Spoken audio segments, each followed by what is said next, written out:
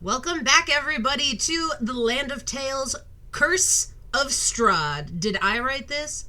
Absolutely not.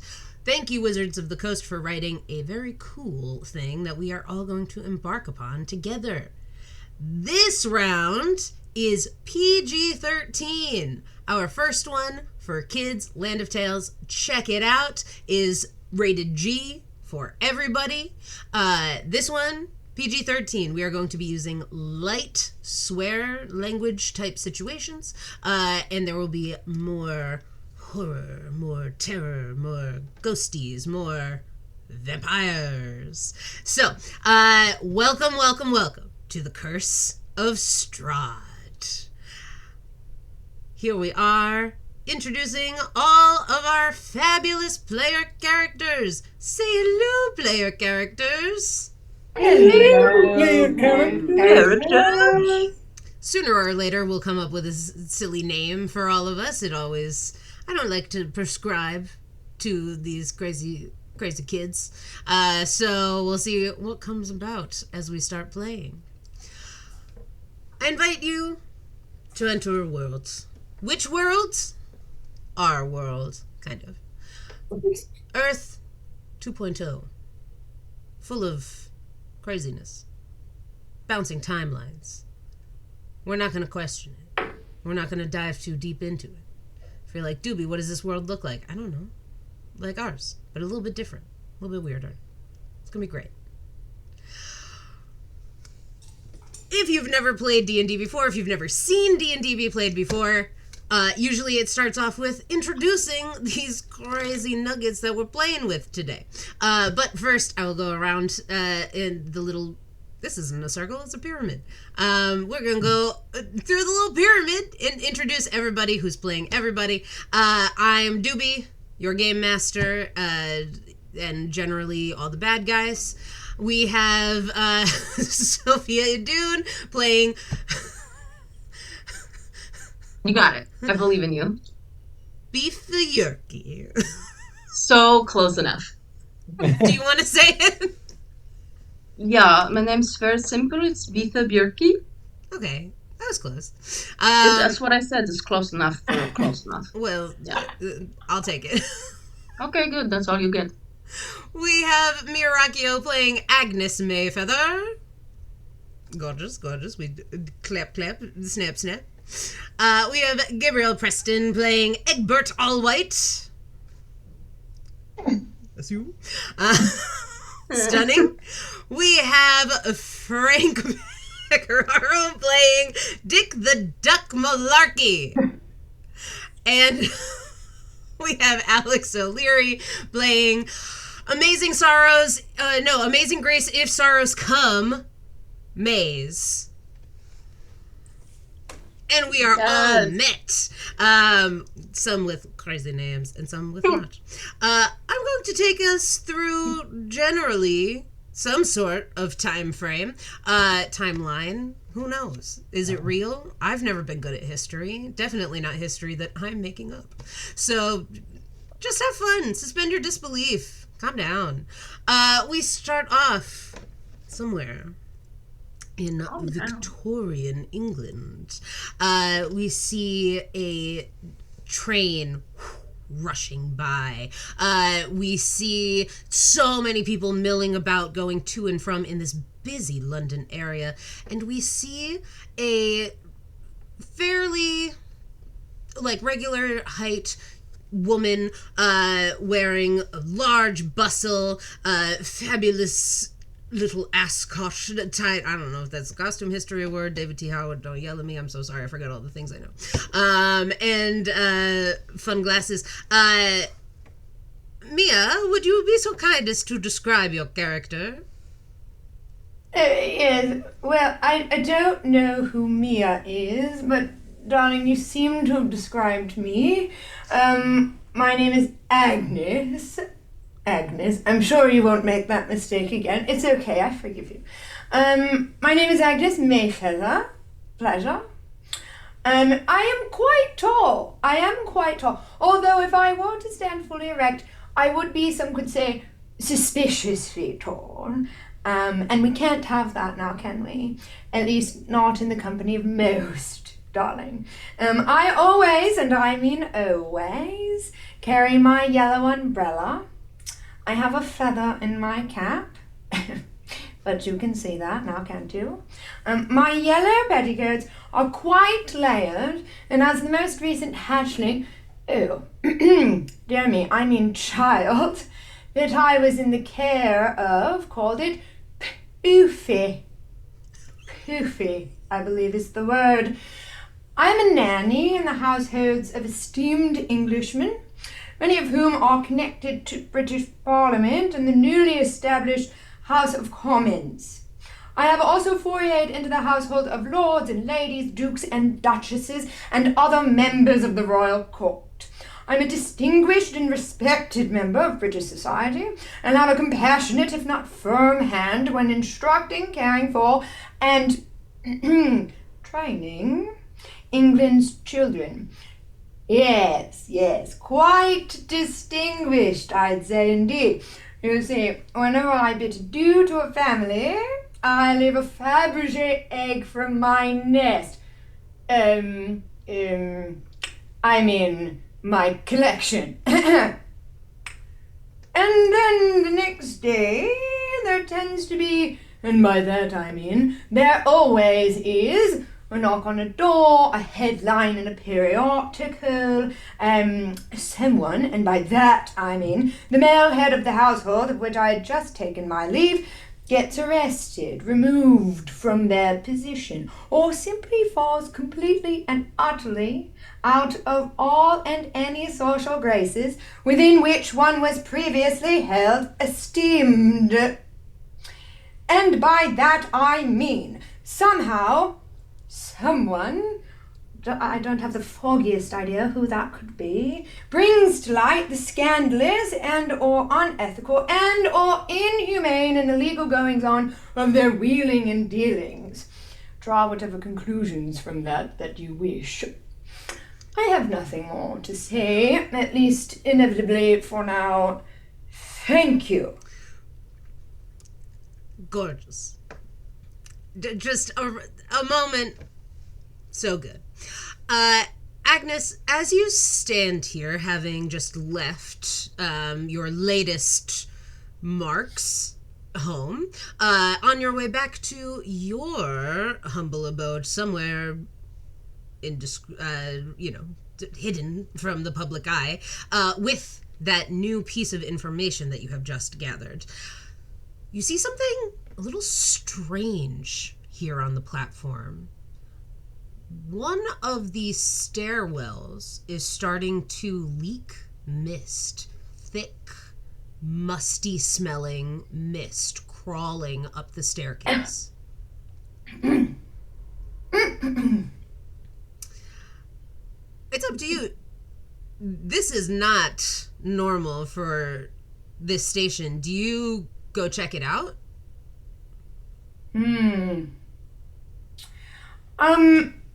Yes. Could Agnes cast an investigation check to see, or I'm trying to suss out if I've seen anything of its nature before in my experiences. I will tell you right now, you have never seen anything like this before. And London gets pretty foggy. This is something else entirely. This is almost like sparkles. Sparkles? Sparkly fog. Sparkly fog. Well. We can't have that now, can we? Yes, I go into it. Great. You walk into the mist, and we'll see where that goes in a bit. Yeah. Moving down the timeline of this Earth 2.0, we cut over to a rural little village somewhere out far, far from peeping eyes, far from big society, not too much around here. And we see out, or maybe inside, looking at various tomes, we cut over to see Egbert Allwhite. Gabriel, would you mind describing your character? My name is Egbert Allwhite. I'm a researcher. I used to be a research assistant, but about time I came to this village for a little bit of tranquility and to continue my research. I'm wearing a blazer and sensible hiking pants per usual. The tools of my trade. A large collection of tomes. I really don't like monsters, and I have a large collection of talismans around my neck for protection and for other things. Don't ask. All right. Can you see my ears? I wish that my hat would cover them a little bit more. But my blazer's doing a pretty good job. Humans get a little bit put off around me. They're usually a little bit anxious around me, or maybe I'm just anxious around them. Can I ask you, what's your relationship to worms?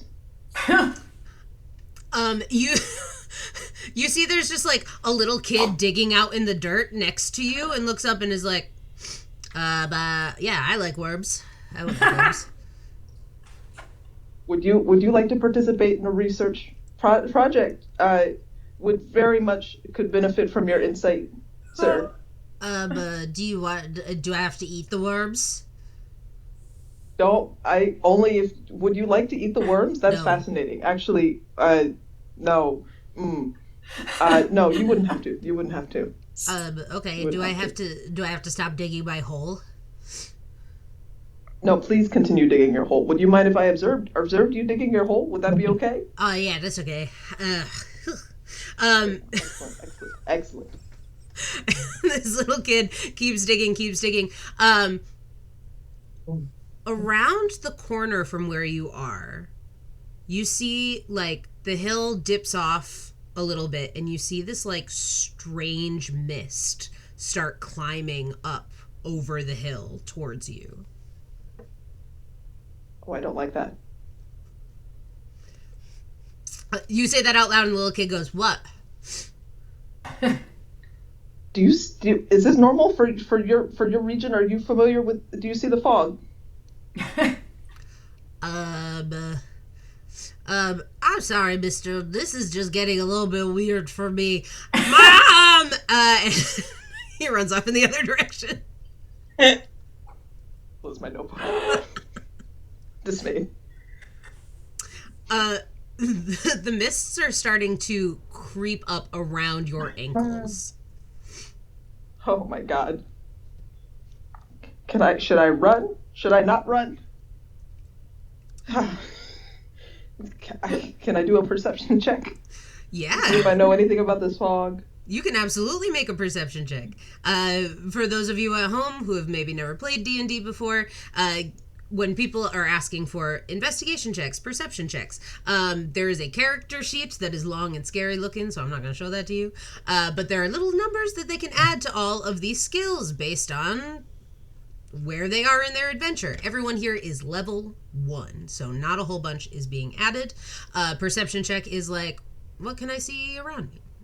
Or what can I hear? What can I feel? So Gabriel has rolled a 20-sided dice. This dice has 20 sides. Anything between 2 and 19, I'll make something up.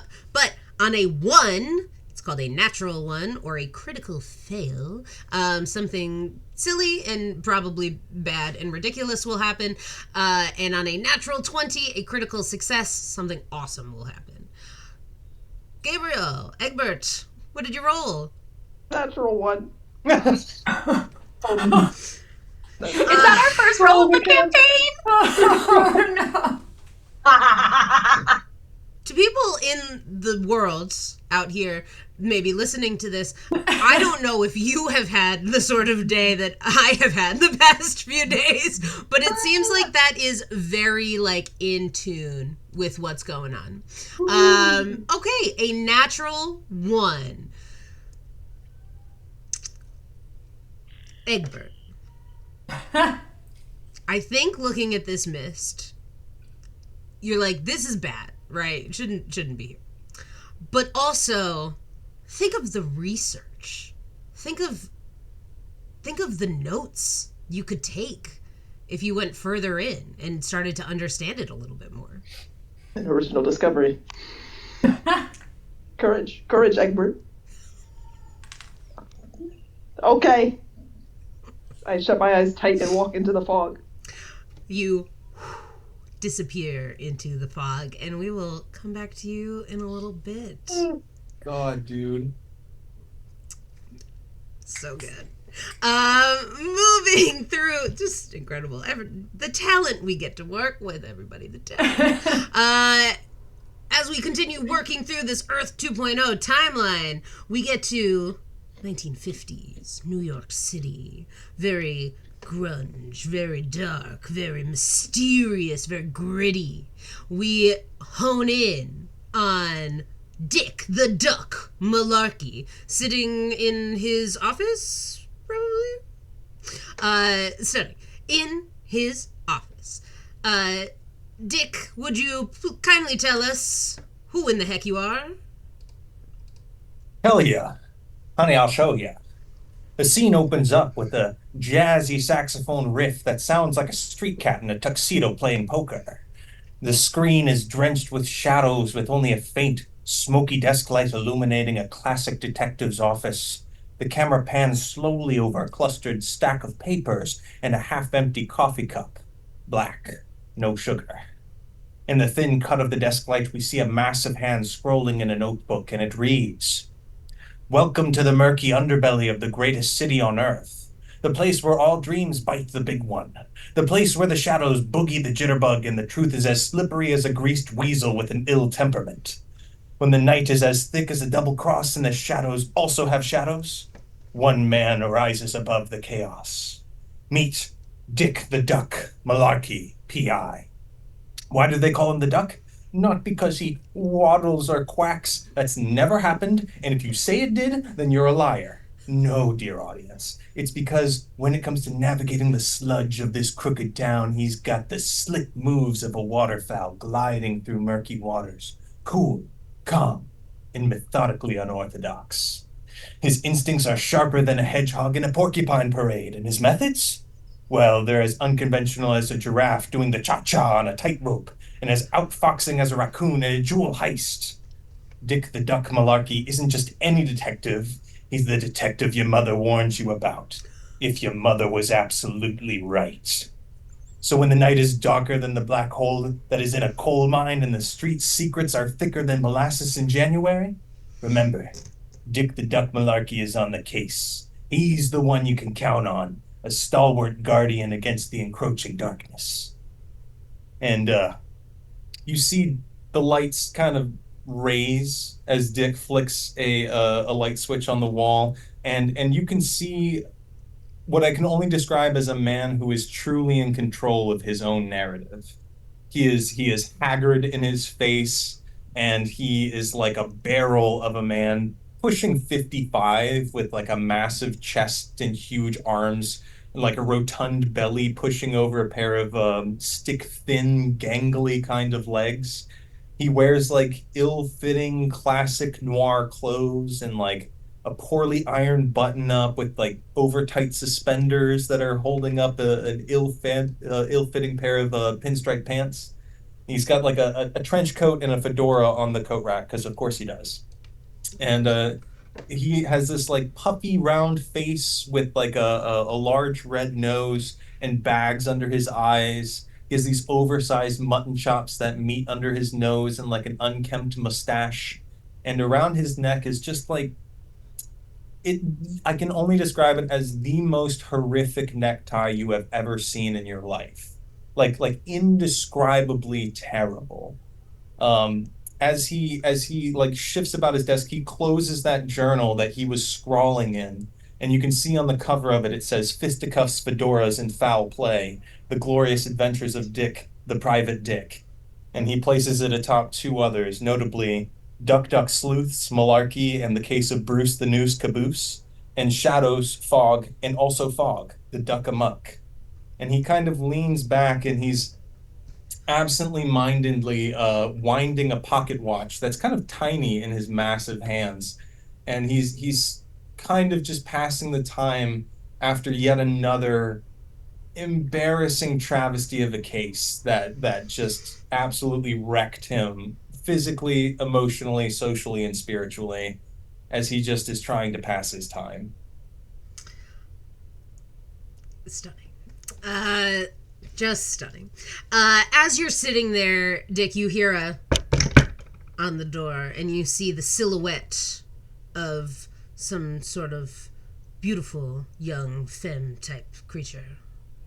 He immediately throws the screenplays off of his desk and like kicks up his feet, takes his fedora, puts it on his head, and like takes his coffee cup and starts stirring it with a cigarette and goes, "Come in, come in."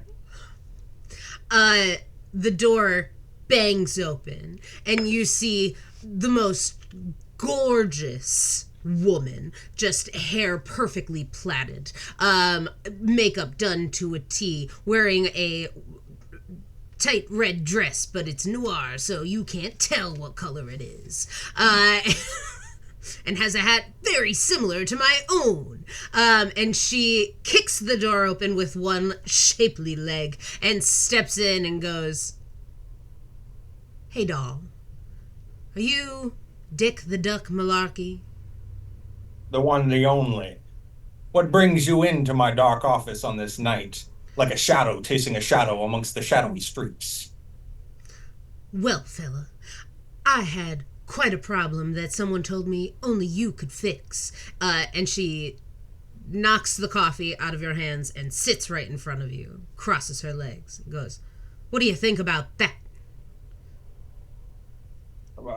That was my only cup. That was, I think that I'm up to that adventure. What's the skivvy? Tell me. Are you really up for an adventure, Dick? Like an unskilled banker. She wasn't making any sense, but I was gonna follow through one way or the other. Yes, I'm really ready for an adventure. Her skin peels back in 4 pieces, and you see these horrendous like tentacles crawling out. Your mind cannot actually comprehend what it is you are seeing. She like her form stays there, but you see it extends behind her. You see that her real form takes up most of this office and has extra tentacles like kicking out the sides of the windows. And she goes, "Are you ready for an adventure?" Dick throws up.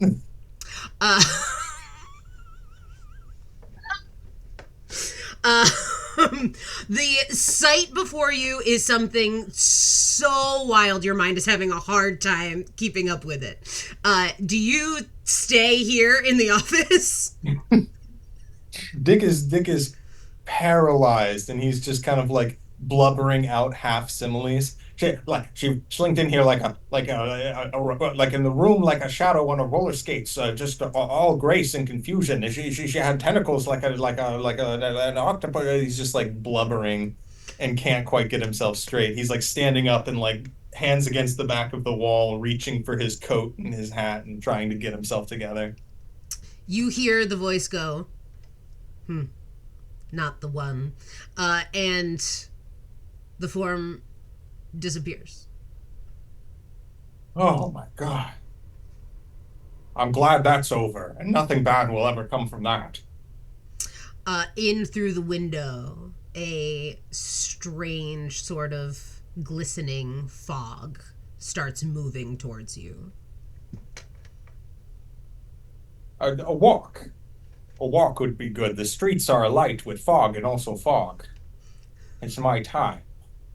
And Dick will proceed to walk towards the window to peer out and stick his head out into the fog. The fog surrounds you, and we move from there.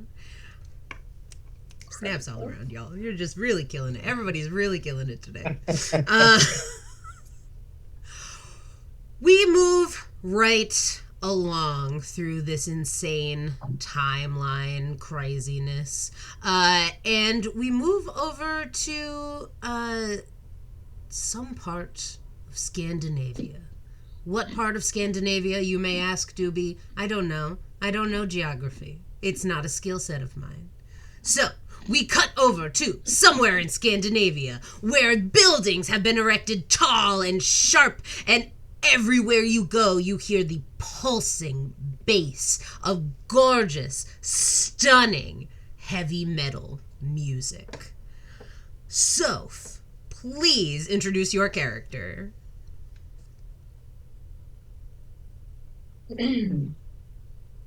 Hello.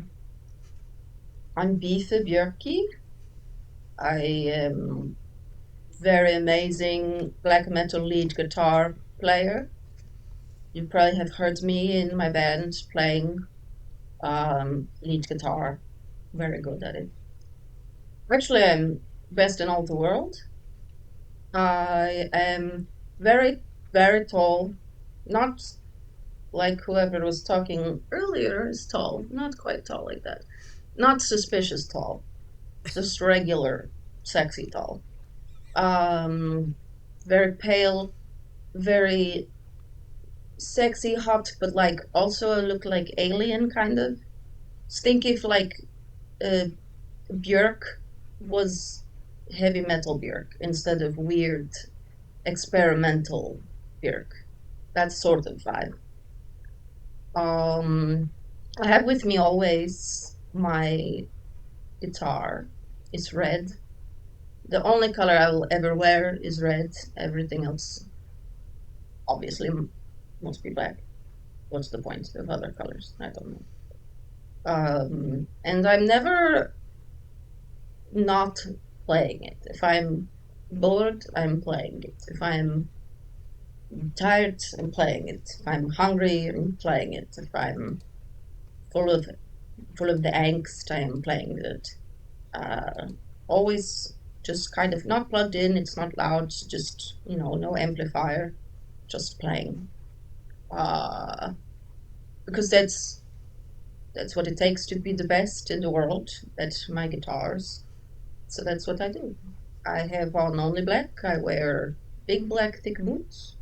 They have spikes on them. They're very, very metal. I have minimal jewelries. They're all spiky. This is metal. Have big belt buckle that is like skull, like inside of head when you're dead. So that's cool. That's pretty metal. It's bone, not made of metal, but it's spiritually, you understand, it's metal. Yeah, you get it? Probably don't get it. That's okay. So that's me. What else do you want to know? That's great. Great. Good. As you are hanging out playing, you see one of your old buds, just huge dude, totally jacked, like trapezius muscles up to his ears. He has no neck. No neck, only muscle. Only muscle. Walks up to you and goes, "Hello, Biffa." What is up, Jordan? Not so much. Just wondering if you want to jam together?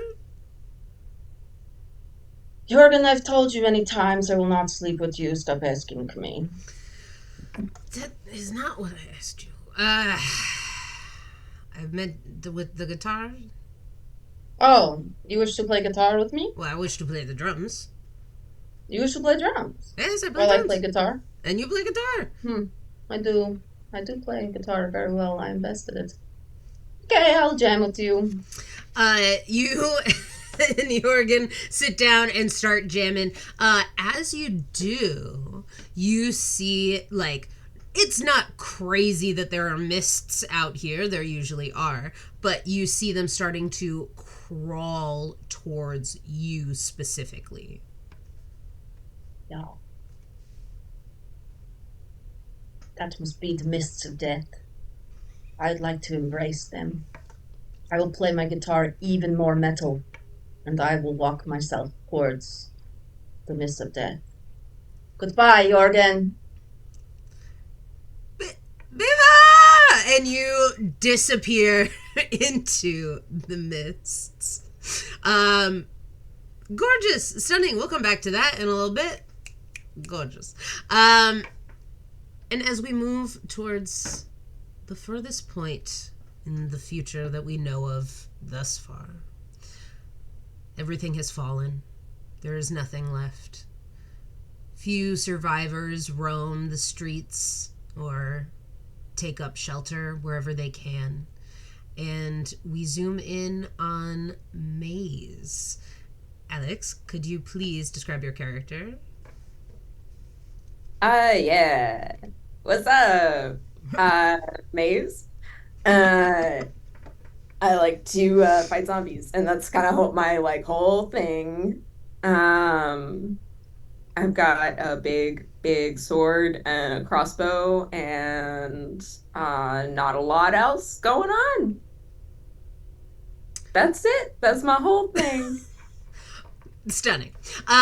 Great. That's your whole thing. You're hanging out probably on top of something tall so that you can see out. Zombies are annoying but slow, so as long as you can see what's going on, you feel pretty safe. Climbing up the ladder outside of the structure that you're on, you see this sort of things are misty and cloudy out here all the time, but this is moving in such a way that it seems like it is approaching you. Cool. That's weird. She says to no one. Yeah. I'm gonna shoot it. Great. You shoot into the mist.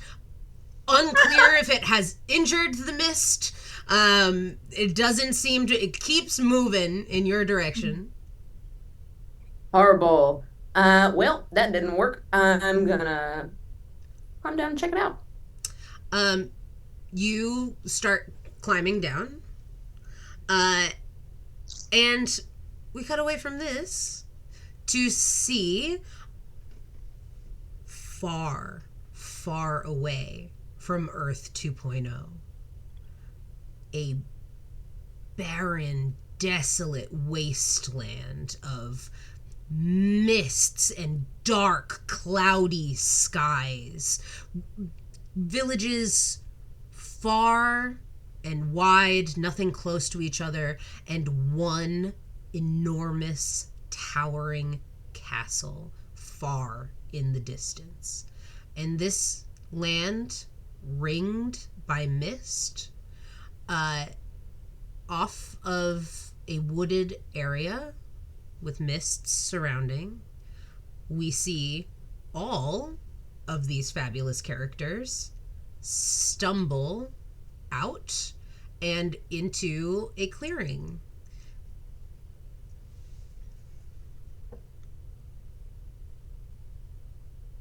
I'm still playing my guitar. Nothing has changed for Vifa.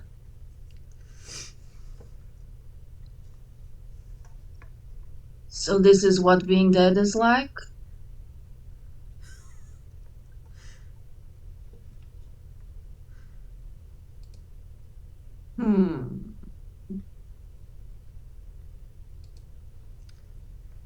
Here we are. You don't, it's hard to see further out than where you are right now. There's a road definitely, but other than that, it's just forest, and behind you, thick mist. Can we see each other in the mist?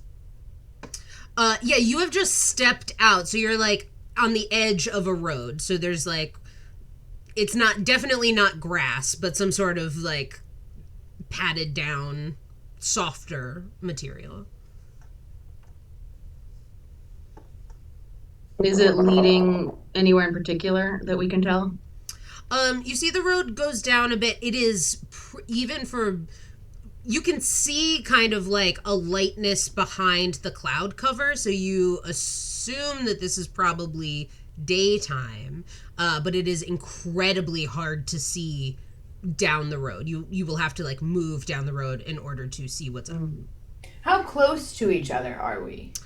You're probably like 10 or so yards apart from each other. You're all coming out in generally the same area.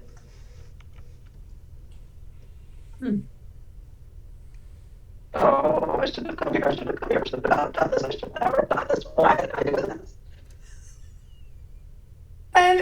Who are all of you? And who are you affiliated with? What's that? Where are we? I demand to know. I think we're dead, and this is hell. And frankly, I couldn't be happier to be here. No, dear. I'm not dead. I would How do you know? Trust me. I would know. Would you? Have you been dead before to know? Ew, that's not information I give away to strangers. I like that. That's intriguing. You look dead. I point at Maze. You're for sure dead. Hey, No, it's I'm fine. compliments. Okay, whatever. Oh, that was a compliment. My bad. Thank you. It's fine. People don't understand when I compliment normally. I'm used to it. You also definitely look dead, but I think maybe Thank you. I don't feel dead. Oh. So I felt dead my whole life. bummer. No, it's good. Scaredy cat. What are you scaredy catted of? Scared? Who's scared? What? Both of you are scared. You look like scared kittens.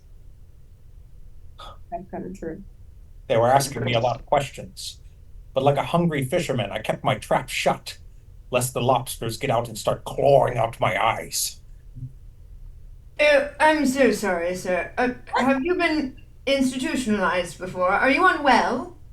I am Dick the Duck Malarkey, PI. I put criminals in jail.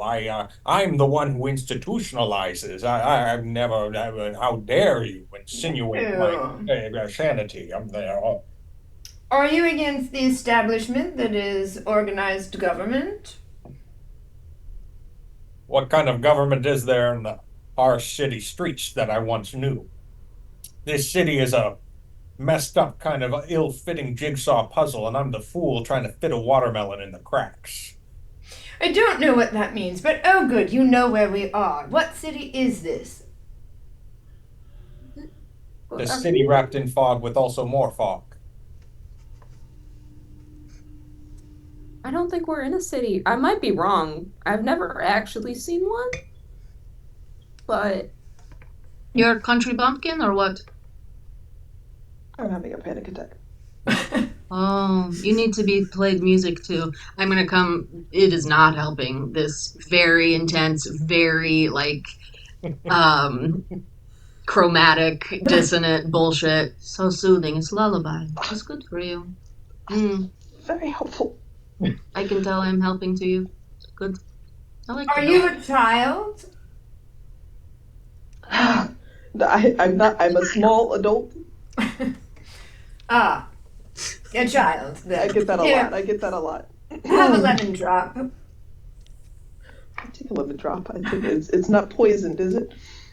Heavens no! What do you think I am? We don't know who you are. I Who don't are know you? who any of you are.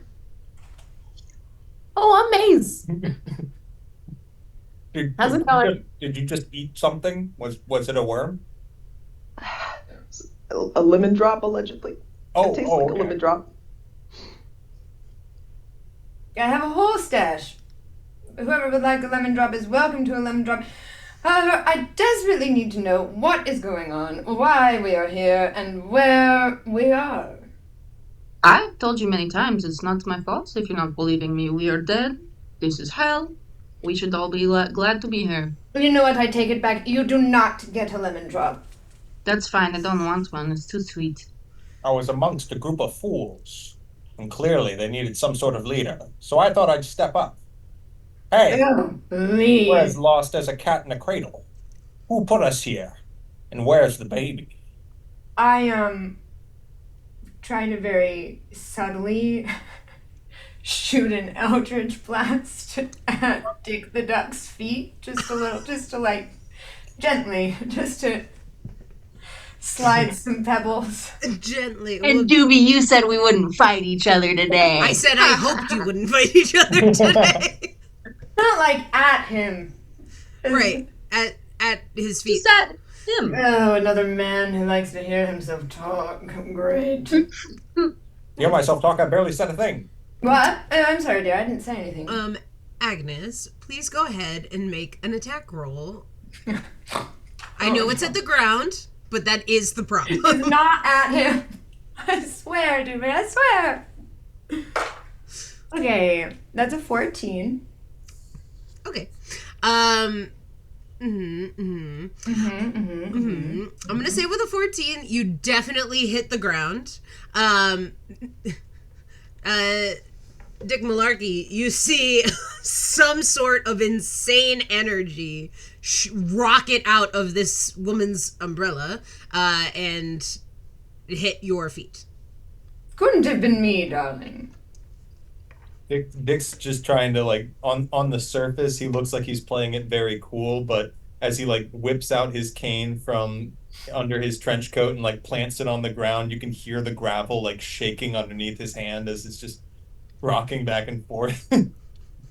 That was so cool. Can you do it again? Please don't do it again. Do what? I saw the lights. You see the light, dear? Don't walk towards it. Do walk towards it. It's good. You all can make a perception check as you are out here kind of looking around. Just a heads up to those at home, if you're like, what was an attack roll? Same thing as trying to figure out what's going on. It's still a d20 dice. All the other dice are going to tell us how much damage something does. Other than that, pretty much we're rolling 1 d20. What did y'all get? 17. Great. Can it be a negative number? Is it a negative number?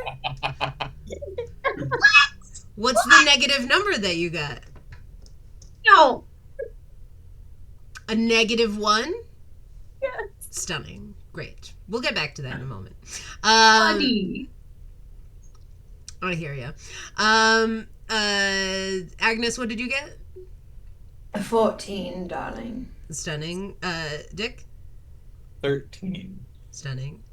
Egbert? I have one hand over my eyes. It's a 6. You're like, I'm just not looking. That sounds great to me. Sweet.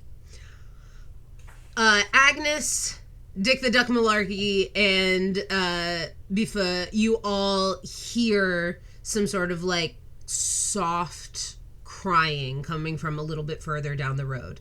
Maze, you hear that same crying coming from back in the mist.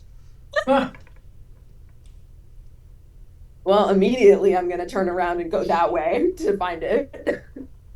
Goodbye, Maze, the one person whose name we know. Bye, it's nice. Thought you were cool. Does it sound like a baby or like an adult or like a what? Sounds not like a new, like it's not like, but it is like, just like a soft, like. Do you all hear this insufferable whining? Yeah. Let's go find it and squish it. That's what I'm doing. It's over here. Maisie, Guys, what? do need you to make a wisdom saving throw. Oh no. A wisdom saving throw is, or a saving throw is something you do when something bad is about to happen. That would be a 21. Great. Ooh. You start hiking through the mists and feel your brain start to think a lot of thoughts that you're like, I probably shouldn't be here anymore. You should probably get the heck out of these mists. Immediately turns around and books it straight back out. It's that way, but I don't want to be in there. I thought that was not fun. Would you like to join me on the ground? Are you laying on the ground?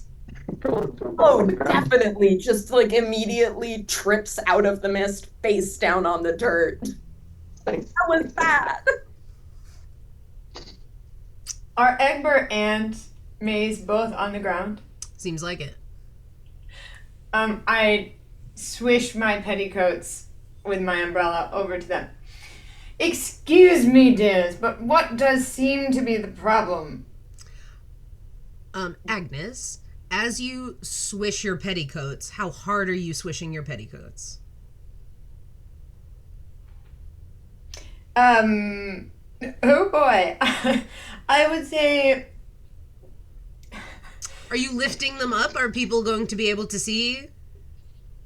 Oh no, darling. I'm very skilled at this. Good, I'm just checking. It's a swoosh. The It's swoosh, a of light course. swoosh. But of course. You do all hear the crying starting to become a little bit louder, and the mists start creeping a little bit closer. I think we should get up and get moving. I see a fierce tenacity in the both of you curled up on the ground.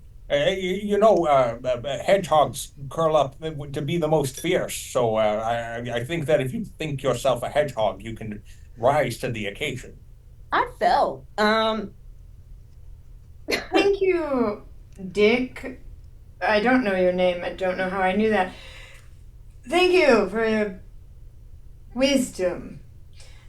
Excuse me, dears. What if I give you some choices? We could get up, we could do a little guided meditation practice that tends to help. I have already scrambled to my feet. Hey, you seem like good people. Hey, where are you going? Maybe I'll go with you. On your feet, lad. We can take care of you, or at least I can. As Dick like side eyes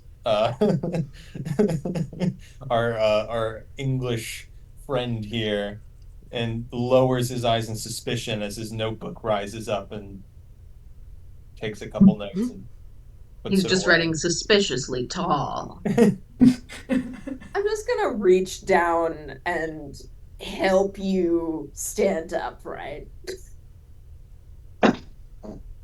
Very good. On your feet. Yes. I give you a pat on the back. Better? Good. Do you want another lemon drop? It helps to breathe. You can all now see at the edge of your vision on this like strange dirt road.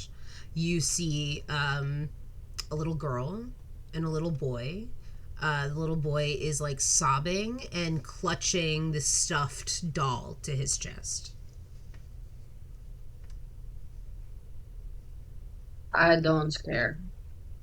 Hey, do you have an adult person? You see. Sorry, go ahead. Adult person. It's the 1950s. The boy should be working in a tapestry shop or a mine. Agnes goes full nanny. Just after turning to Dick and...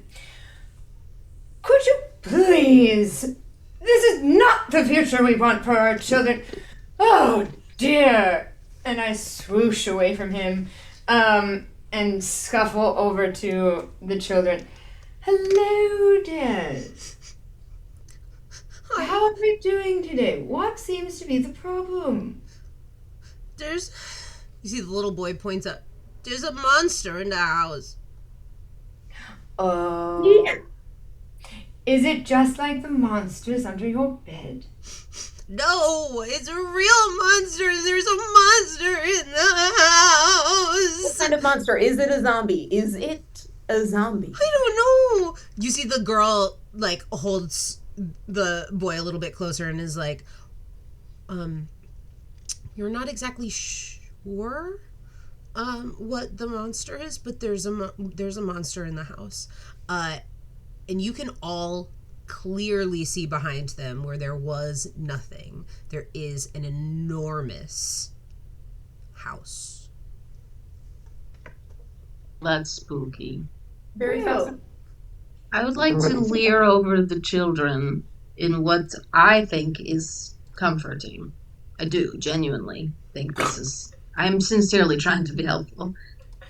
Do you want me to go scare the monster away, little babies? I could scare it with my songs. And I'll play the same lullaby I was playing for Egbert. See? That is Please. right. Agnes stands up, not quite to full height, but above the children, and tries to shield them and just says, I understand that you're a musician, and musicians are eclectic, and I have respect for that. You're much scarier than I think you know yourself to be. Now, I don't know how this Thank you. house just appeared. I think we should check it out. But first, we must care for the children. Now, have you ever been around a child before? I've seen one once. I was one once, so sure. They're just Doesn't little count. tiny grown-ups, so Well, yes, and also no. we are just really tall children. Kinda. That one is more accurate, I would say. I for sure want to go find monsters, because that sounds great. It's in the basement. The basement? I'll go scare it. Okay. Maze, you like the monsters? You should come? Definitely. Let's go. Bye, Right. children's. Stay in school Find a and girl. find an adult. Tie your shoes or some shit. I don't know. Bye. Our parents are in the house, but we can't go back in there until the monster's gone. Oh, your parents are Did in they the- eat your parents, this monster? They killed your parents? You guys okay? Okay. And I try to swoosh. Excuse me, children. I'll be right back. Have your parents tried to eat your brains? Oh dear. You all are very bad at interviewing. Then let me give this a try. And Dick kneels down on a knee, and he like gives the kid a little one of those like little, like playful jabs on the chin. He's like, "Hey there, boy. You seem rather strong for your age. How old are you?" I'm 7. 7. That's a good 7, 8, 9. Last I heard. Good strong age. Good strong boy. Tell Maybe me, you, this monster. what do these monsters look like? Did you get a good look with your keen eyes, boy? I don't know what they look like, but they're in the basement. I know Mom and Dad keep it in the basement. They keep it in the basement, you say. Yeah. Were you running from the monsters, or were you running from your parents, boy? Do you have pet zombies in your basement? No. What's a zombie? A dead person that eats brains. Okay. Do you children like tea? I like milk. Excellent. And I use prestidigitation to make 2 glasses of milk. That is not how that spell. Well, it That could feels work if mean. they would be fake. They would be absolutely fake cups of tea, right? Or is I- that more minor illusion? I don't think prestidigitation. So we're talking about a spell that exists in Dungeons and Dragons. Prestidigitation, which is the hardest spell to say, and is a cantrip, which means that Agnes can cast it anytime she wants to without digging too deep into her magical reserves. But it does little things. I'm going to say right up front, it cannot create any liquids. No.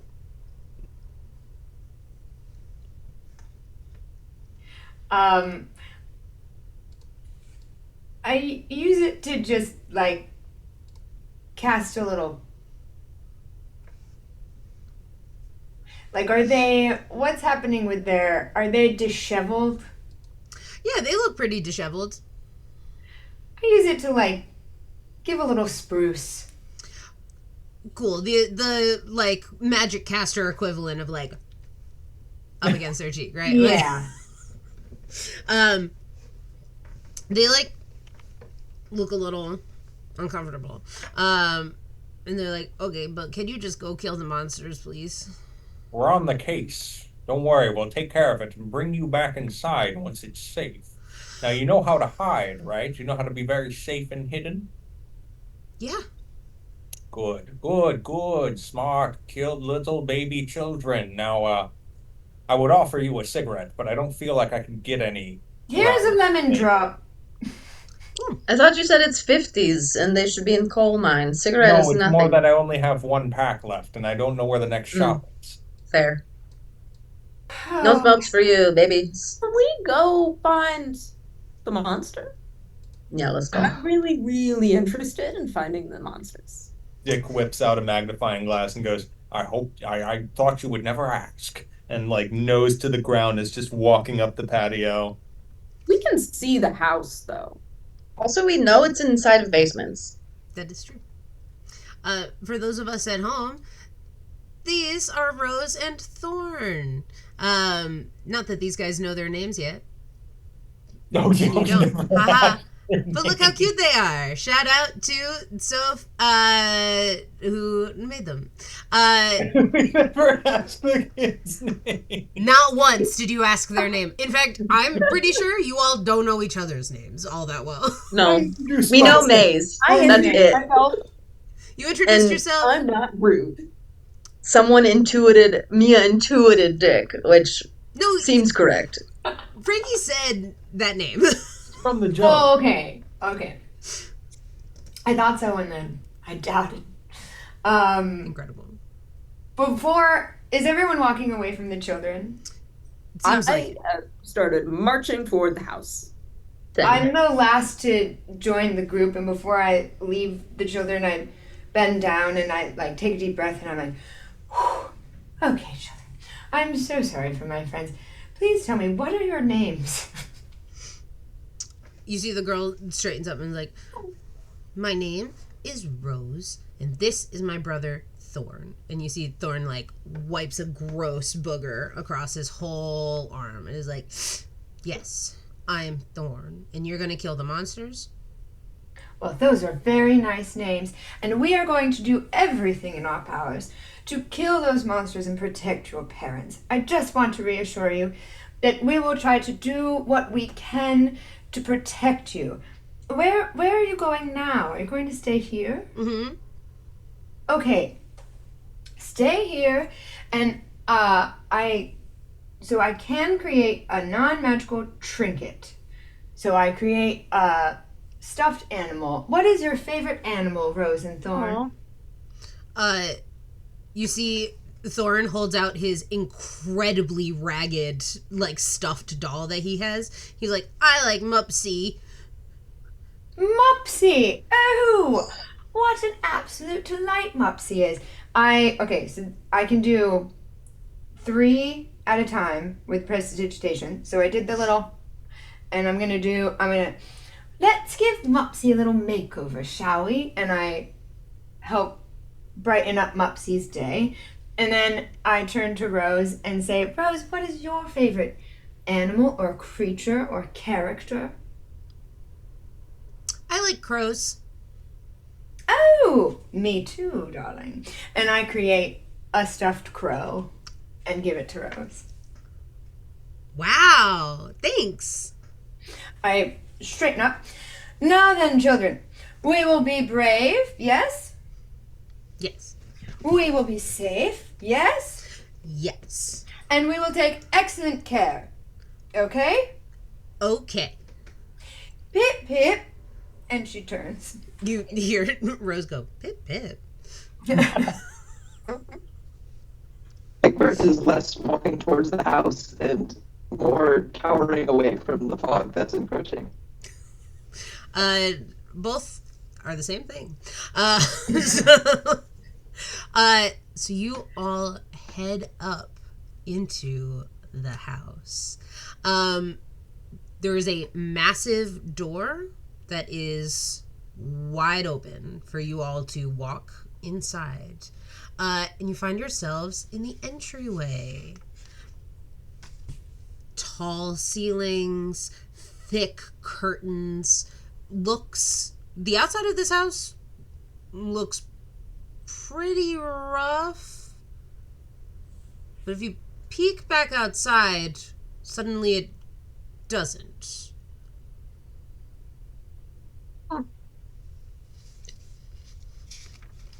And you can all head in through the entrance, and which leads you into the main hall. It's a wide hall that runs the whole width of the house. Big black fireplace on one end and a huge sweeping red marble staircase on the other. And there are like the wallpaper is intricately designed and everything looks luxe. Do we see any basement stairs?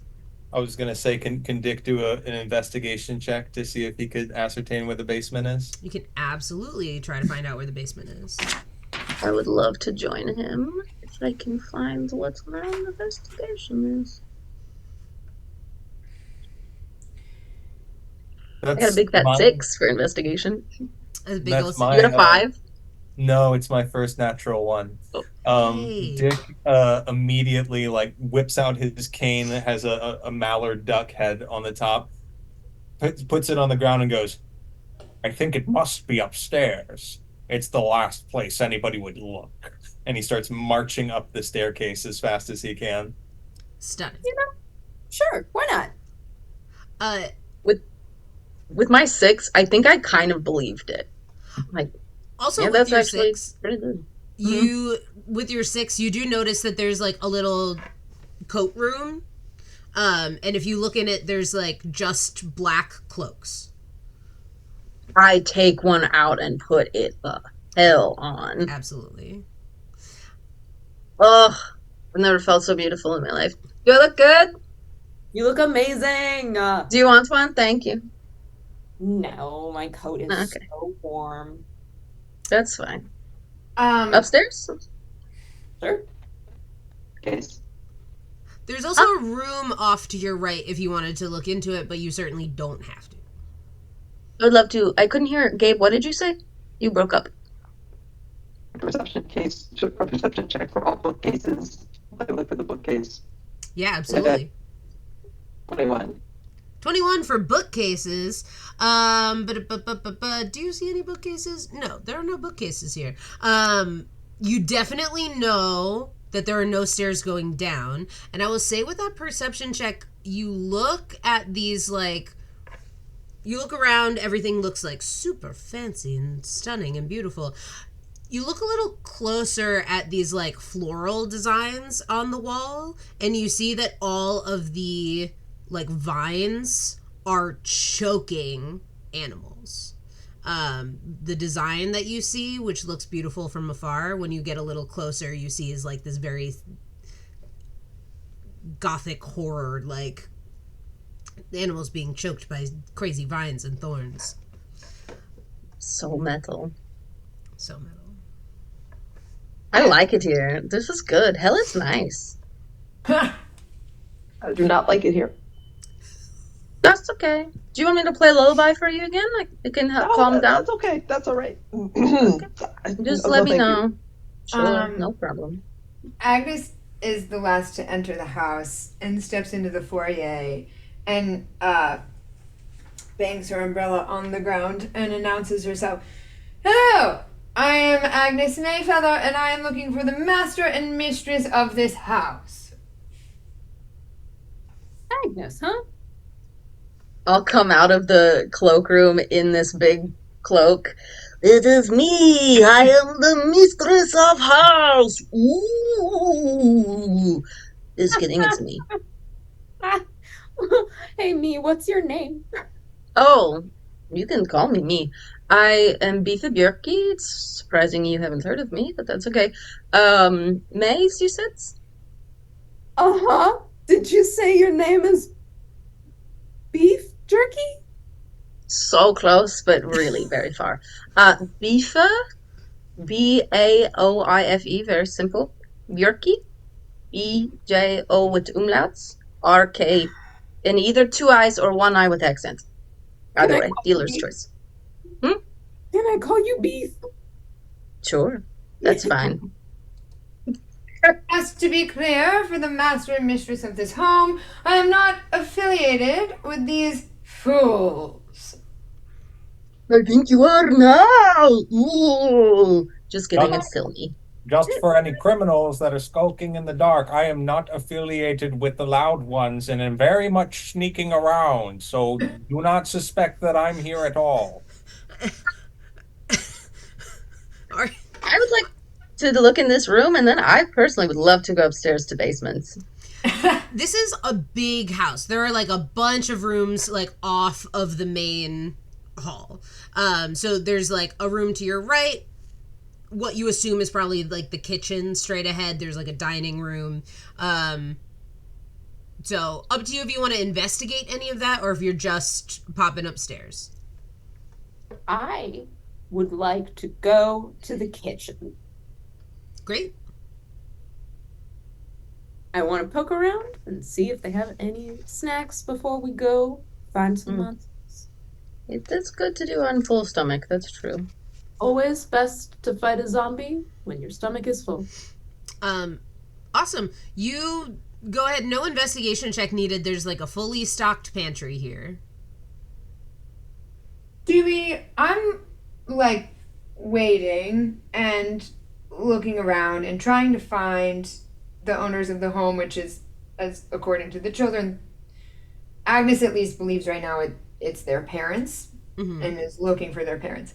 And I'm trying to look through, I'm trying to find like a desk or a study or like any post or papers or things that could give me information about their identity. You don't see, like, there are pictures up on the wall, but they seem super old. You think probably past owners of the house in that, like, old money type of way where they line the walls with, you know. Oh, yes, yeah, I'm very familiar.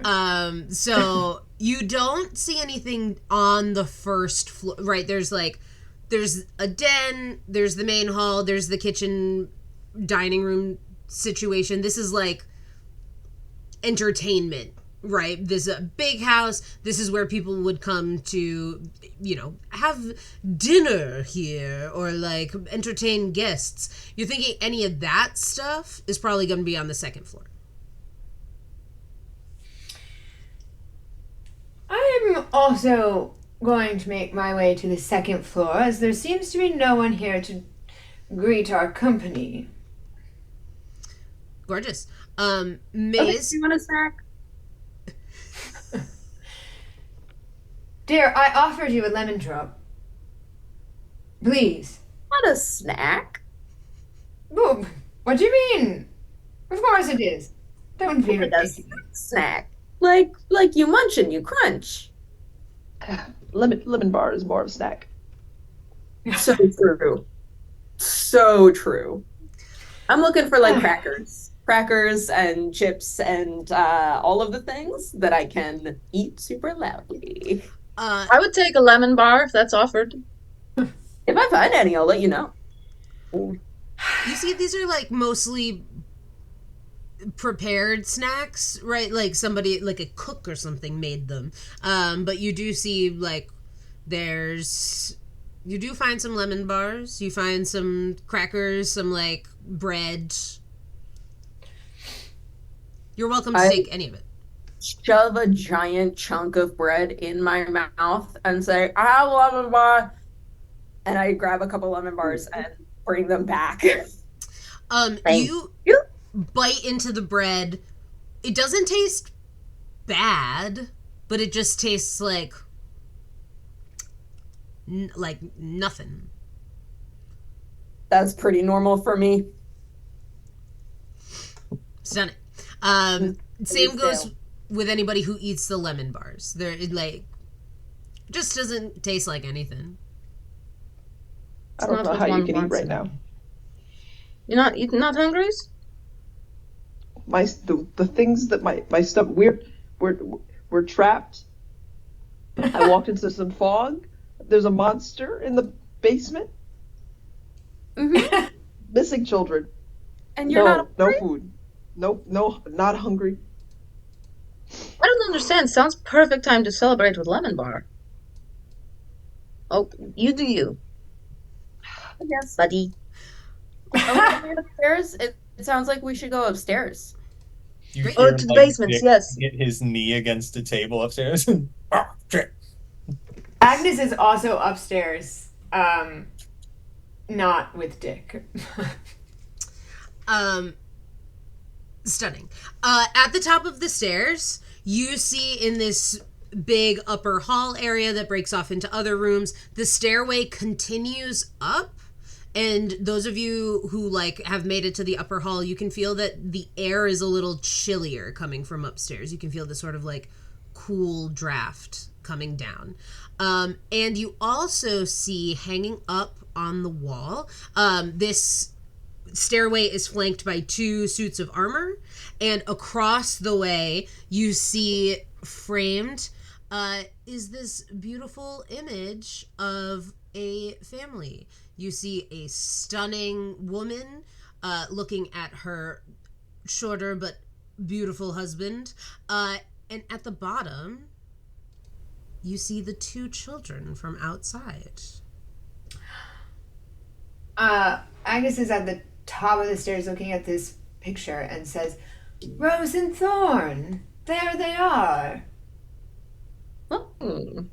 Guess we know what their parents look like. They're both really hot. Hi. Yeah. How peculiar. I get really close to the photo. Can I do an investigation check?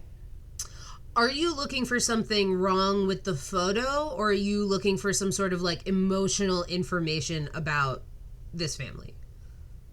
That one. Insight check. Is it a photograph or a painting? It is a painting. Also, shout out to Soph one more Technically, time. It's a drawing with a Conti pencil, which is neither photograph nor painting, but anyway. 22. Ooh, 22. Looks like a pretty well put together family, or like at least very wealthy. Kids look a little rambunctious, but that, as you know, is to be expected. The parents are very much looking at each other. They are not looking at the children. They do not look to be interested in them kind of at all. Well, there seems to be quite a bit of neglect here, which does not surprise me. And Agnes swirls away, off to find the study, the desk, anything else she can get her little hands on to get more information about these people. So in that main hall, it breaks off. There's a few doors on either side. Up to you if you want to go explore either of them, none of them, if you want to keep going upstairs. I'm just going to start opening doors. Great. These doors are on the ground floor, or these doors up This is- on the first or the second level? The second level. Okay. Um, I think Dick will open the opposite door from Maze and say, Eggberg, come on over here. I could use some help. Who's Eggberg? I'm Egbert. Oh, Eggberg. Pleasure. Egbert. That's what I said. Eggberg?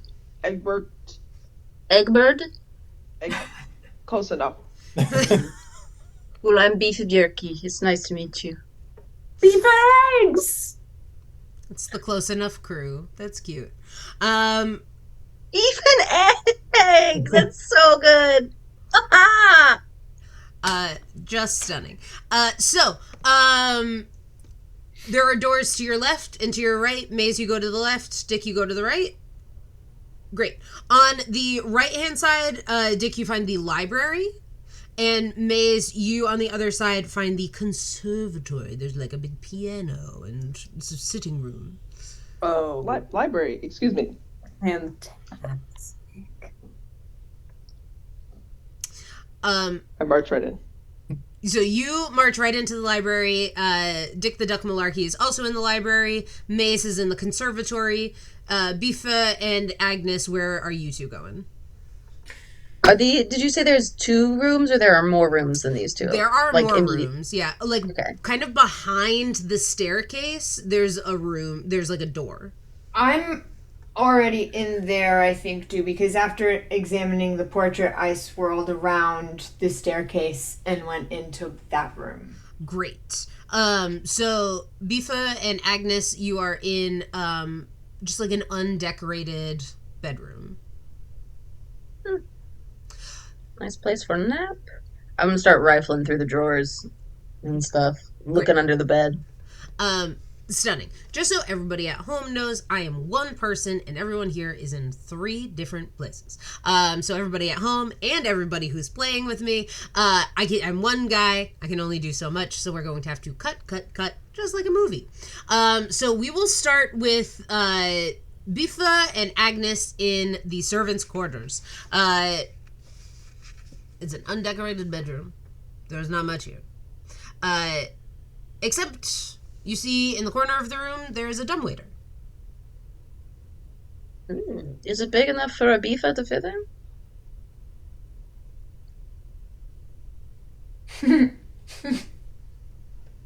Level 1, guys. Level 1. Yeah. Level 1, guys. Not a pigeon. Not here. I'm not here. You're in See- another room.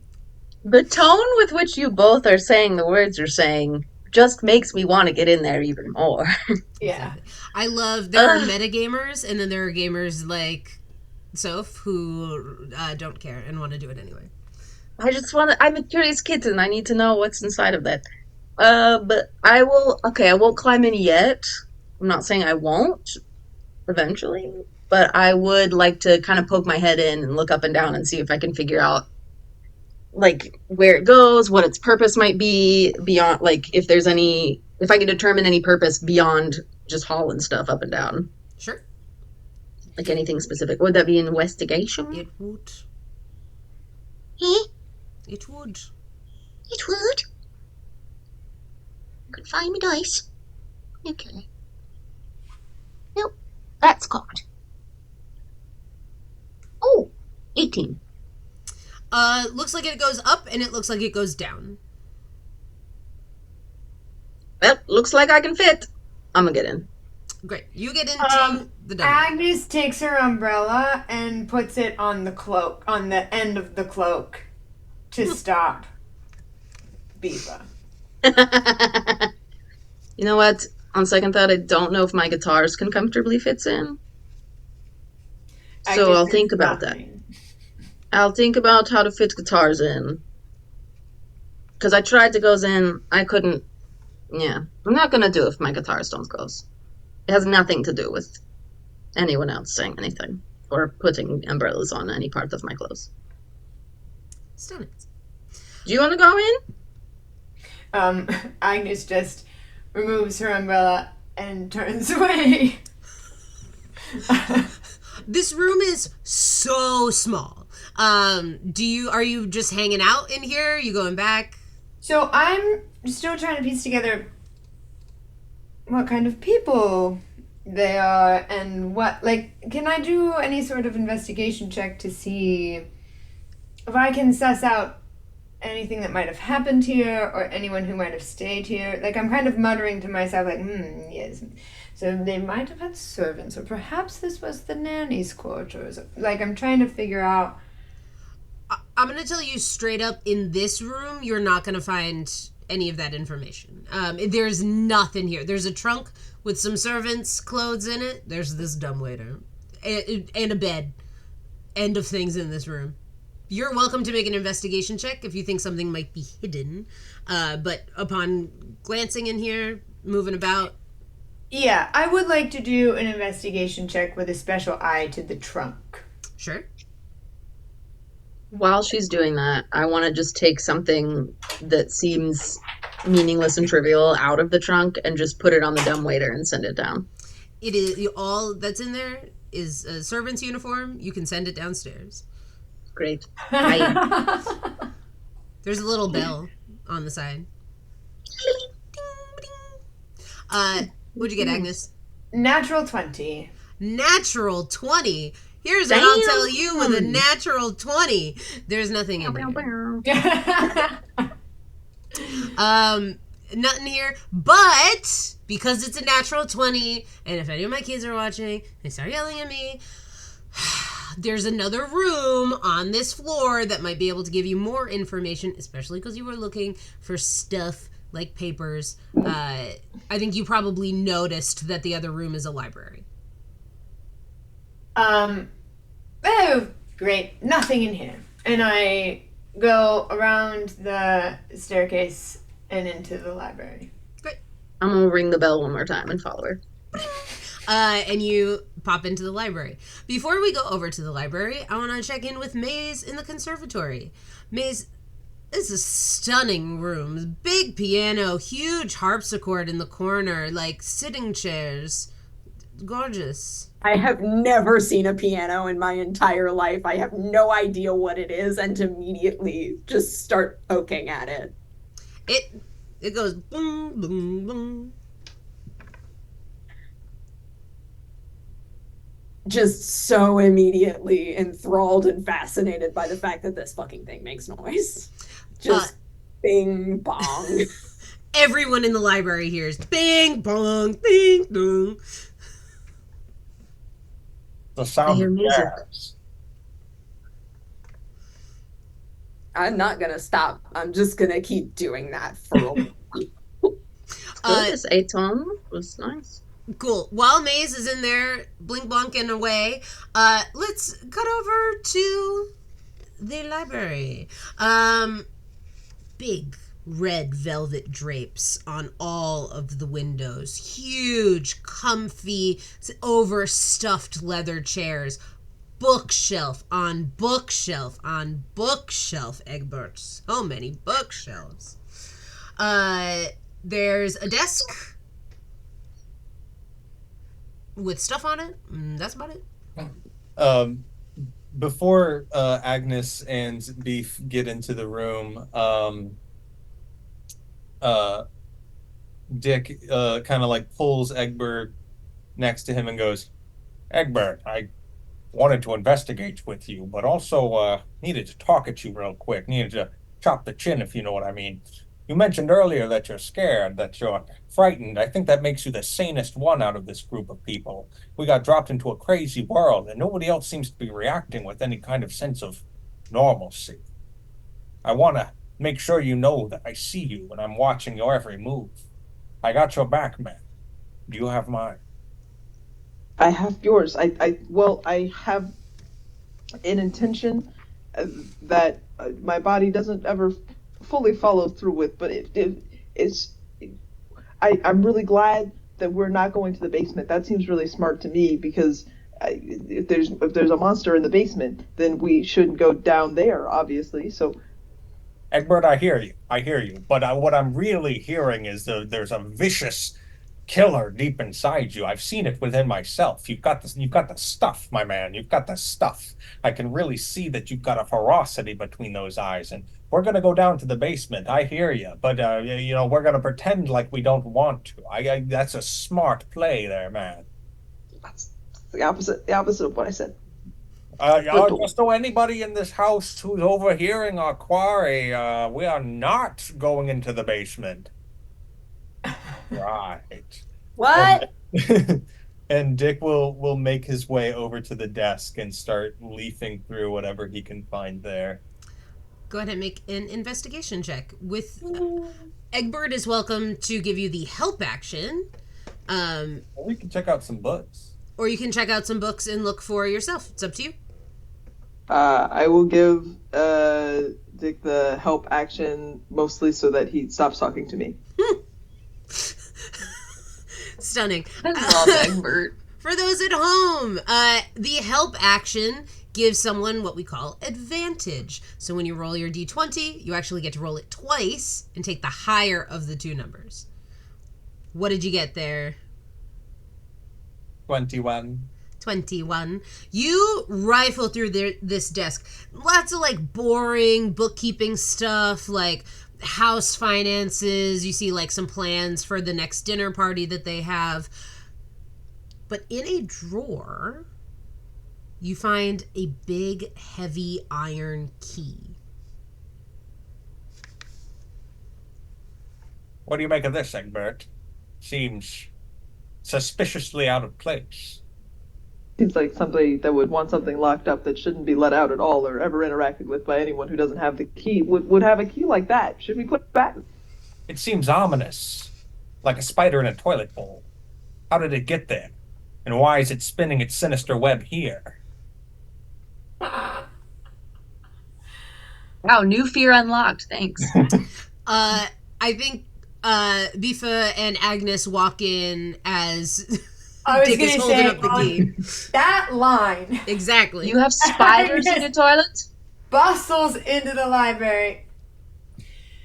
Dick, what are you talking about now? It's a simile. It's meant to imply something beyond the words. You gotta read between the lines. Yes, thank you. I'm not supposed to know this word yet, but in fact, the history books got it wrong, and I invented the term mansplaining, which is precisely what I'm witnessing from you in this moment, Dick. And she shuffles past him and rifles through the desk for... Do they have any post? They do not. I think probably looking on the desk and with Dick's research, you see that you see two names that appear over and over again. You see Gustav and Elizabeth Durst. I take out my very, too large for it to have just been somewhere hidden on Agnes's person, notebook, and it has like a little lock on it, and she undoes it with magic, and it flies open, and she gets out a quill, and she's writing down these names. You write them down. You've got this key. What else we doing? Find the lock. Agnes leans in towards the key. Where did you find this, Dick? If I answer another question, am I gonna be mansplaining to you? It's a simple question, so it does deserve a simple answer. Now who's mansplaining who? I wonder. Exhausting. Mr. Mallard, please. Listen, you're as sharp as a baguette, and I respect it. It's really coming down to, I feel like we maybe need to find a giant lock for a giant key. I'm just kind of, I don't know if you can figure this out about me. I'm more of show and less stick here. Yes. Thank you. Would you mind if I examined the key?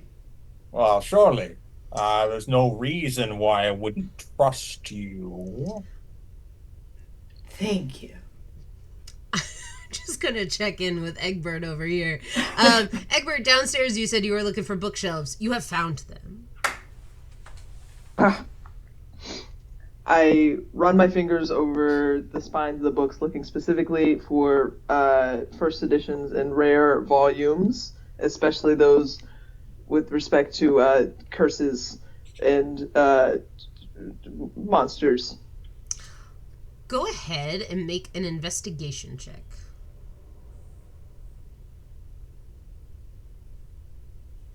Ooh, that's a 9.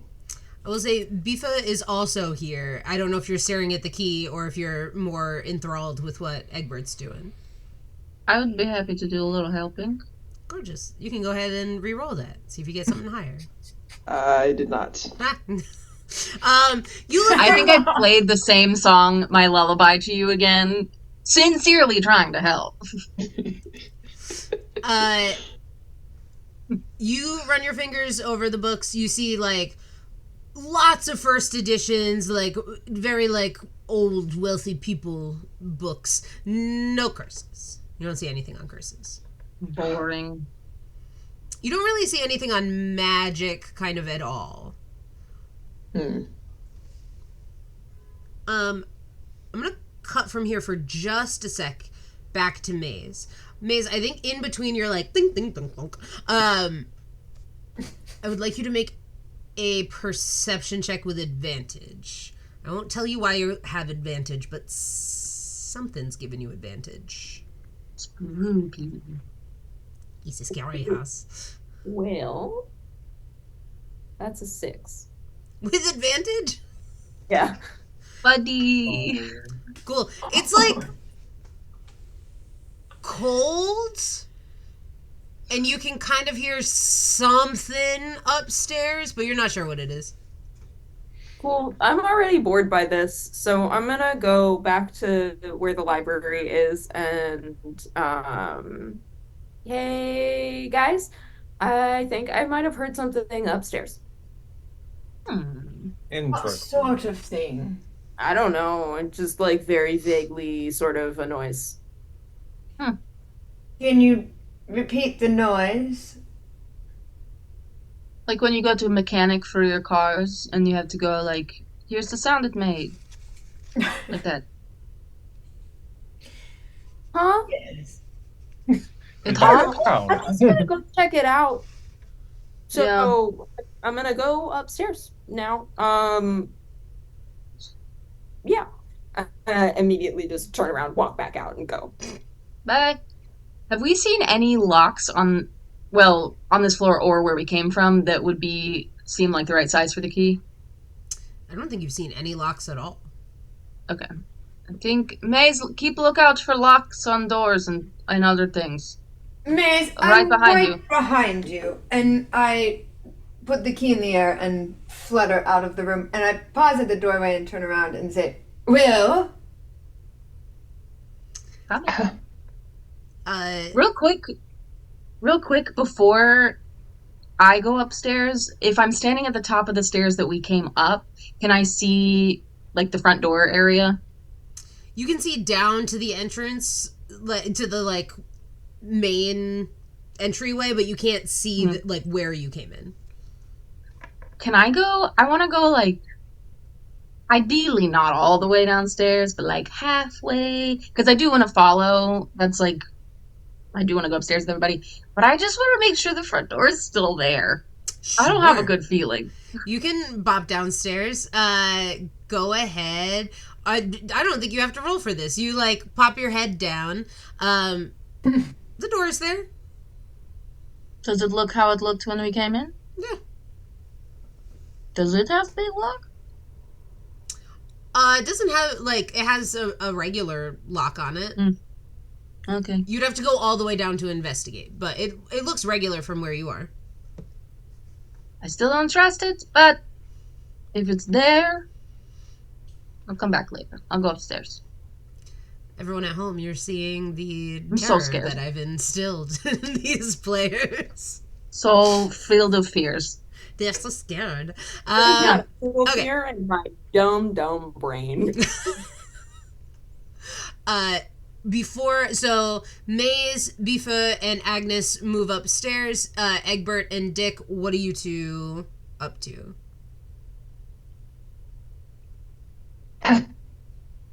Upstairs is further away from the basement. That's That true. seems wise. Let's what if we stayed together, far from the basement, at all times? We'll throw them off the trail. I really like your thinking. You're a smart guy. I appreciate that. And Dick is going to, like, in Egbert's sight, like, take his trench coat and, like, whip it in front of him like Batman. And he's going to try to roll stealth, if that's okay. Yeah, you're welcome to.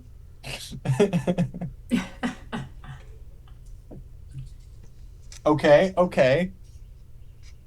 I roll very high normally, but I rolled an 8 on a 2.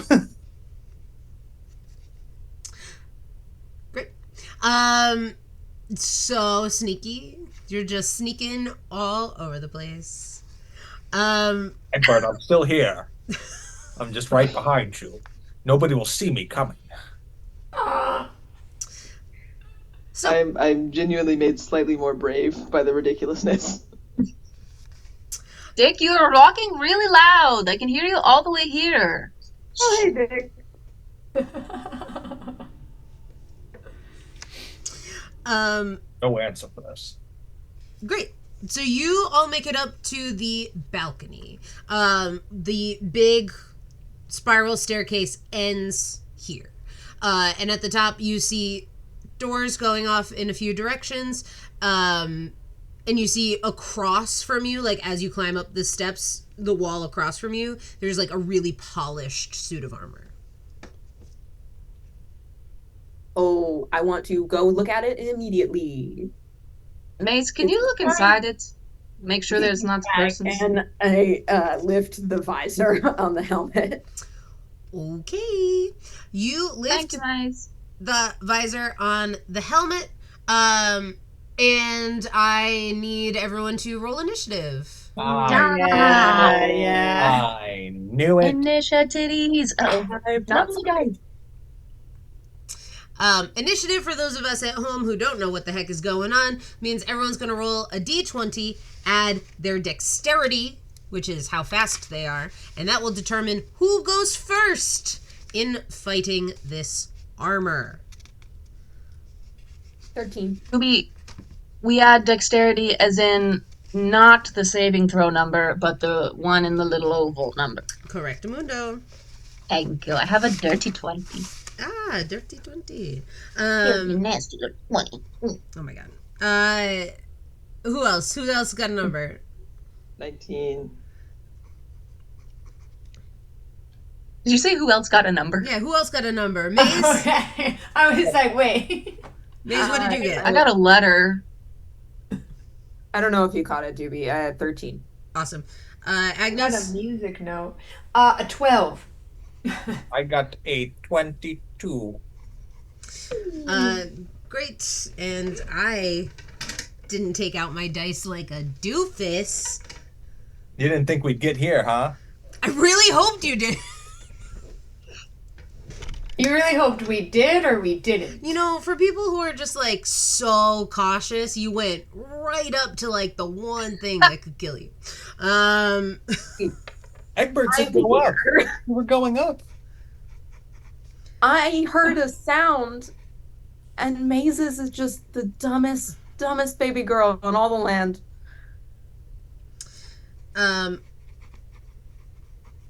Okay. Dick, you go first, and I would like you to start off with a perception check. Okay, that's a 14. 14, you hear a, like, knocking coming from a place on the wall. Like a few feet away from this armor. This armor is dangerous for sure, but you hear like like behind the armor in the wall, there's a knocking sound? Like a few feet to the right, there's a knocking.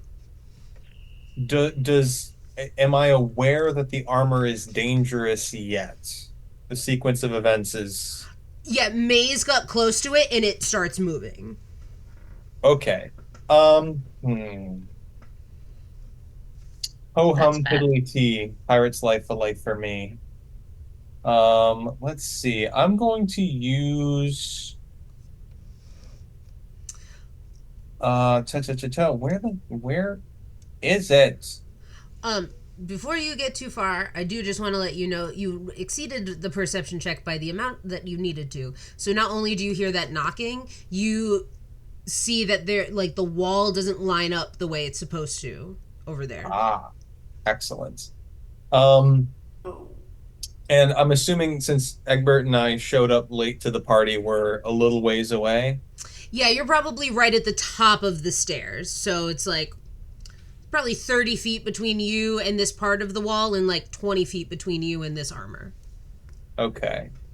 I also meant to text you to check in. Are you okay with the optional rule of bonus action steady for this character class, which means I can't move, but I get advantage? Sure. Okay. I'm going to steady myself, whip out the knife that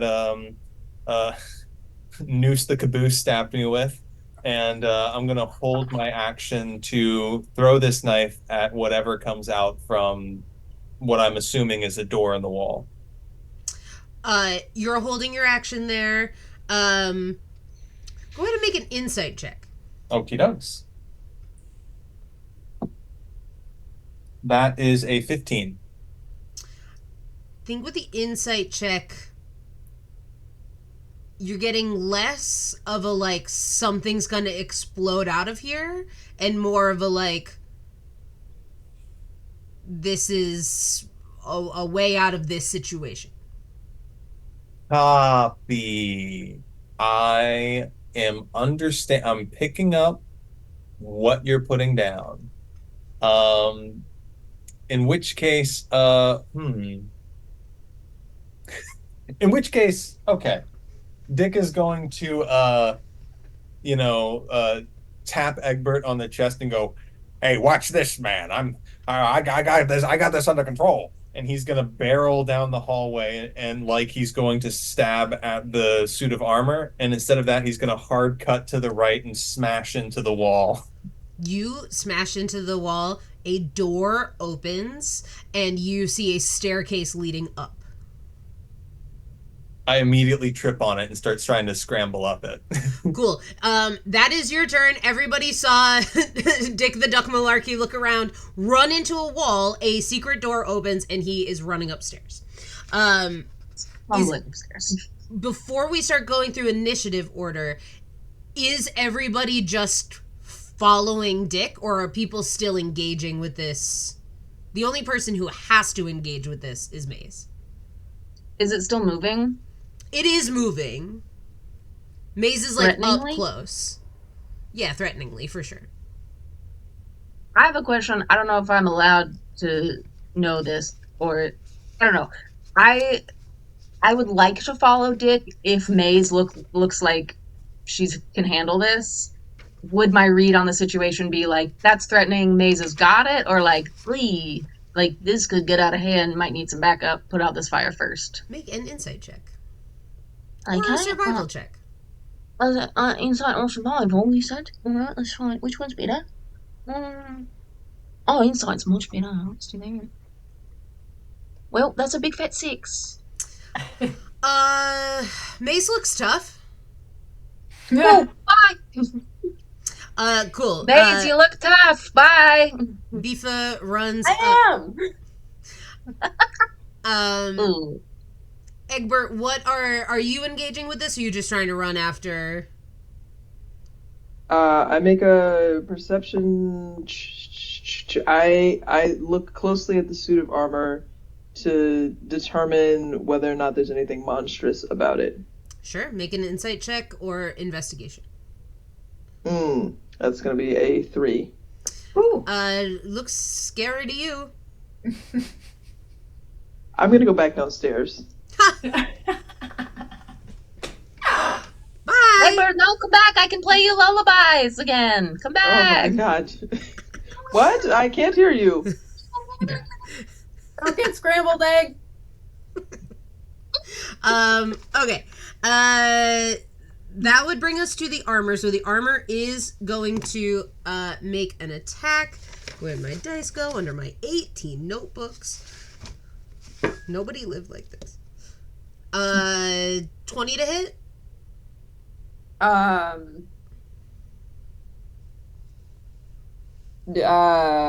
Apologies. 16 or over. Great. For those of you at home, we are comparing what I rolled on the dice to Maze's armor class. Everybody has an armor class, and that's what I have to roll on this dice to do any sort of damage. Which I did, and you take 10 points of damage. Jesus Christ. Well, I'm not Maze, dead yet. you're up next. Yeah, that tracks. Cool. So immediately I am gonna pull out my crossbow with the taser setting Sure. and see if I can electrocute the suit of armor. What? Ooh. Okay. Go ahead and That's make hot. an attack roll.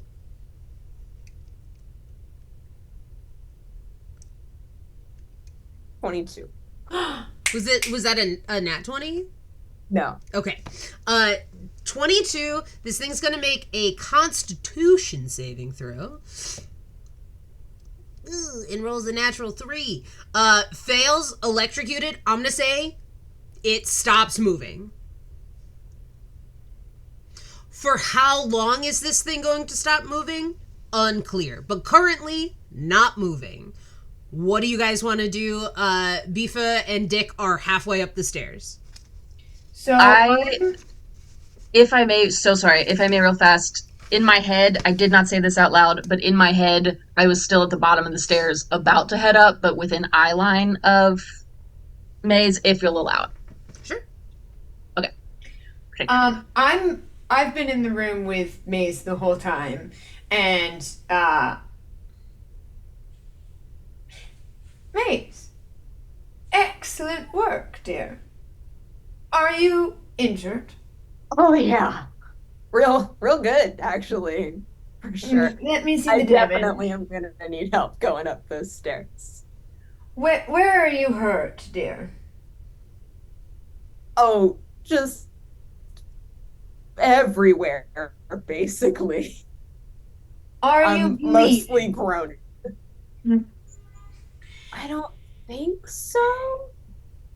Okay, excellent. I'm bleeding. I just needed to know if you needed the gauze. And Agnes, dear, even though you were wounded, you should feel very proud of yourself. This was a job well done. And Agnes hands Maze a lemon drop for your troubles. I don't actually know how done it is because I'm not really used to that. I do think moving, good plan, because that was bad. We're Maze. not going to stick around to find out what it will do next. And I go to pick up Maze.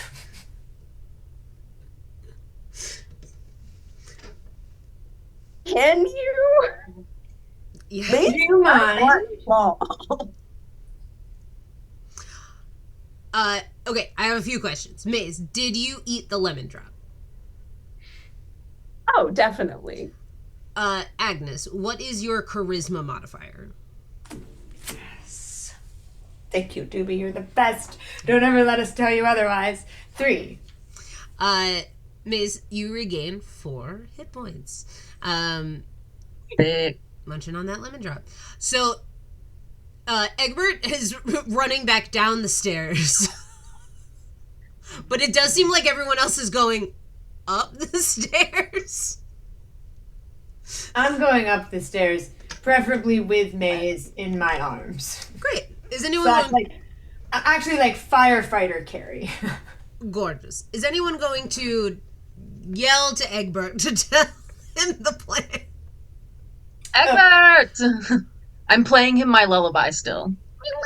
Come on, Egbert! I'll sing you a soothing song. Go upstairs with us. No, thank you. That's okay. Okay, well, if you miss us, come upstairs. I'll play you more songs. I know you like go. them. Egbert, go ahead and make a perception check with advantage. That's 21. As you start going down the stairs and everybody starts moving away, as you're like, no, thank you, you start hearing low chanting. Ha! Mm.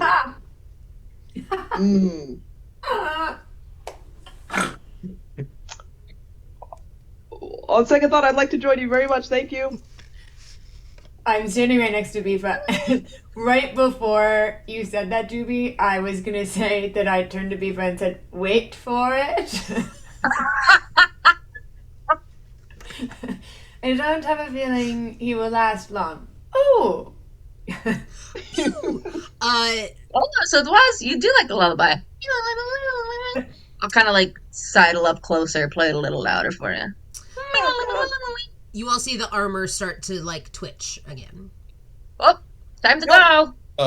Dick closes the door as soon as Egbert gets through and puts his body up against it and goes, "Good man. Never let him know your next move. I like it." And then trips up the stairs again as he starts to try to crawl his way up. Great. You all climb your way up to the attic, a place that is inaccessible with the exception for this secret door. So you make your way all the way up to the attic. There are a few rooms up here, one of which has a large, thick padlock on the front.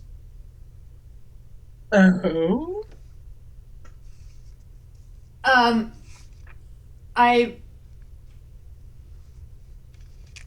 deposit Maze somewhere. I am like shell shocked that this tiny little English woman could carry me up a flight of stairs. I Dick am is- Tiny. speechless. I cannot Really move. tall. Dick is Ah! scribbling in his notebook. Can I'm I very investigate? Can I investigate this? You said it was a room that's padlocked, or like a okay. Can I like? What I want to look for is evidence of a struggle, either trying to get out or trying to be kept from being put in. If that makes any sense? Yeah, go ahead and make, I'm going to say that's an insight or investigation. Okay. I will do insight or investigation. Which one's gooder? I can't read. Okay, I'll do insight. 19. Looks like there's no struggle, which gives you the impression that it was keeping something in. That's 19. Can I hear anything if I put my little ear on the door? Sure. You put your ear on the door. You don't hear anything inside. Well, guess we should open it. Hold on there, Agnes. Let's take things slow. You never know what can be on the other side of a locked door. Dick will take out a little mirror that he has, and he wants to can he slide it underneath the bottom of the door and try to look on the other side? Sure. Yeah. Give me a thieves' tools check. Yes. I totally forget what that does for me, but I'm looking at it now. I'm imagining the exact same mirror that they use at the dentist. Efficiency. Is that what it is? Yes. On top of your ability check. So it's what check is this specifically? Is it like sleight of hand? Yes. That's a 23. You slide it under. I think what you see is you get the impression this is a children's room. But you don't see anybody moving. One must balance thoughtfulness with courage, Dick. And I put the key in the lock. You put the key in the lock. No. Open the door. And as you open the door, you see two figures huddled in the corner besides an enormous dollhouse. And you see in the middle of the floor, there are two small skeletons. What? And those two figures in the corner holding one another are Rose and Thorn. Yes. And we are going to pause here. No! No, Dewey. I know. No, Doobie. Always do this. They hate Why it did every you time. sign up for this You again? always Doobie this. It's rude. This is what I do. We love a cliffhanger. My students hate it too, so...